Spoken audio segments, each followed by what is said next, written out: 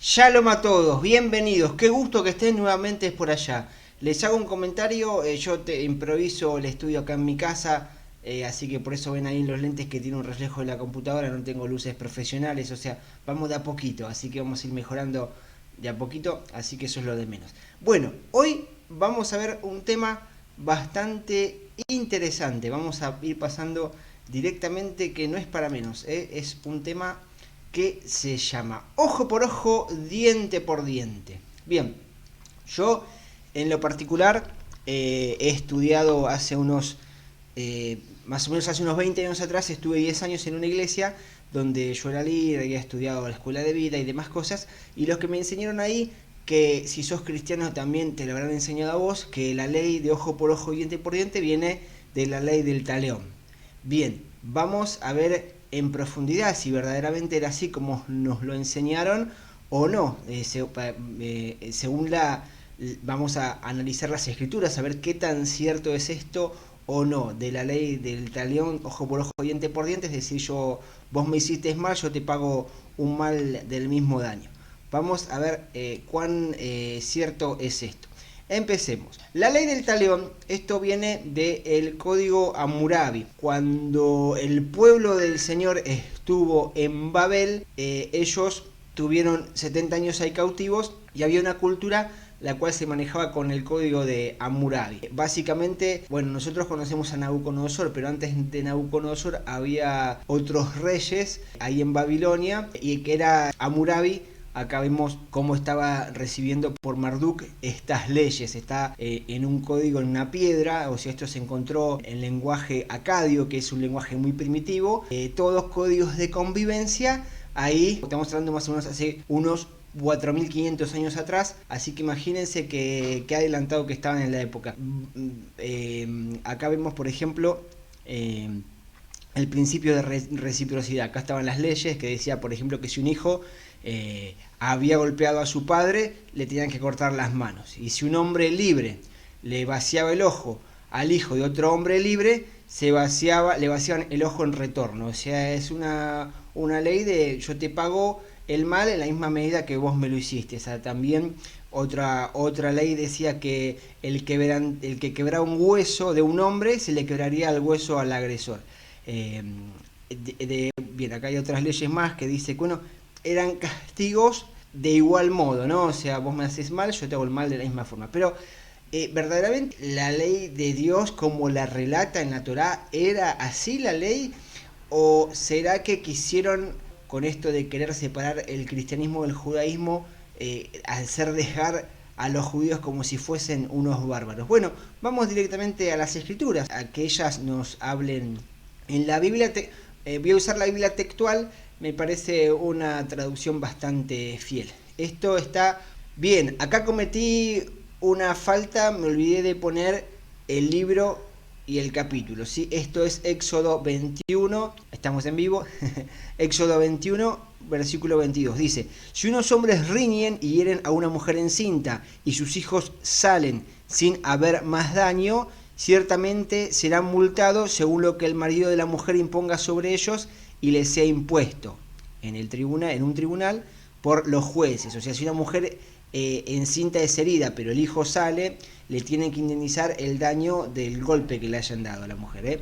Pero si se produce una desgracia, es decir, si pierde el bebé, entonces darás vida por vida. Acá, en este caso, la tienen que indemnizar. Acá, entre paréntesis, dice: la indemnización a pagar es ojo por ojo, diente por diente, mano por mano, pie por pie, quemadura por quemadura, herida por herida, contusión por contusión. ¿Qué significa esto? Que, o sea, si lo mataron hay que matarlo, no. Acá está diciendo que si yo hago un daño, tengo que resarcirle conforme al daño que le hice a la otra persona. Después entra en una instancia legal, por ejemplo, si fue sin querer o fue a propósito. O sea, el daño, ¿no?, que se hizo. Entonces, en el versículo 25, no significa que debe hacer sufrir al agresor un daño igual que el que causó, lo que estamos diciendo recién, más bien debe entenderse como una indemnización del agresor a la víctima por el daño que le fuere provocado. Entonces acá vemos que hay unas leyes de justicia. Quemadura por quemadura, herida por herida, contusión por contusión. En estos casos, donde no le causa la pérdida de un órgano alguno, la compensación que el agresor debe afrontar se calcula en base a la indemnización que una persona de similares características a la víctima estaría dispuesta a recibir a cambio de sufrir semejante penuria. Es decir, hoy en día se llama el lucro cesante. Por ejemplo, yo soy un taxista, me atropella un auto que se mandó en rojo y me quiebra la mano. Yo voy al hospital y todo el tiempo que yo paso sin trabajar hasta que me recupere la persona que me chocó, o sea, lucro cesante por lo que yo estoy dejando de percibir, o sea, todo ese tiempo hasta que yo me recupere, el que me embistió, no sé si son personas de otros países, el que me embistió tiene que pagarme hasta que yo me recupere del daño, ¿sí? Imagínense que es una ley que estableció Dios hace 4500 años. O sea, imagínense qué adelantado que estaban en la época. No eran unos bárbaros, sino que había una ley de justicia de parte de Dios para, de alguna forma, resguardar a los más afectados. Vamos a pasar al otro versículo más. Y cuando el versículo 26, y cuando alguien hiera el ojo de su siervo o el ojo de su sierva o lo inutilice, el esclavo era mío en esa época, pero yo no era dueño de su vida, porque mire lo que dice acá. Si yo le pegase y le sacase un ojo, entonces estamos acá, le dejará en libertad por causa de su... Si yo le pegué, no solamente le tengo que resarcir los daños, sino que tengo que dejarlo en libertad. Y si le saca un diente a su siervo o a su sierva con un golpe, lo dejará en libertad por causa de su diente. Este esclavo recuperará su libertad si sufre la mutilación de un diente o un ojo o un dedo o una oreja o una nariz o un miembro viril o pechos en la mujer. Entonces acá estamos viendo que hay un sistema de equidad en cuanto a este tipo de injusticias. No era que le pague un mal por mal. Si nos fuésemos, por ejemplo, al Medio Oriente donde está el Islam, ahí sí, a los ladrones le cortan la mano. Pero hoy en día, ni en esa época, se usaba esto de pagar vida por vida. Como conclusión podemos decir que estos versículos en esta época era el mayor avance ético, moral y social, pues se exige al infractor una restitución total equivalente a la infracción perpetuada y no a la lesión corporal. Bueno, acá dejamos en claro este tema. Quiero ver qué pasaba cuando Jesús, o sea, Yeshua, me gusta llamarle por su nombre hebreo, cuando Yeshua cita este pasaje. Entonces vamos a ir al Nuevo Testamento teniendo en claro este concepto que vimos, a ver qué es lo que sucede cuando en Mateo 5:38 Yeshua menciona esto.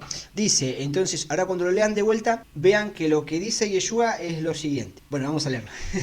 Oísteis que fue dicho ojo por ojo, diente por diente. ¿Sí lo leímos? Pero yo os digo, no resistáis al malvado, más bien al que te golpee en la mejilla derecha, vuélvele también la otra. ¿Qué está diciendo acá?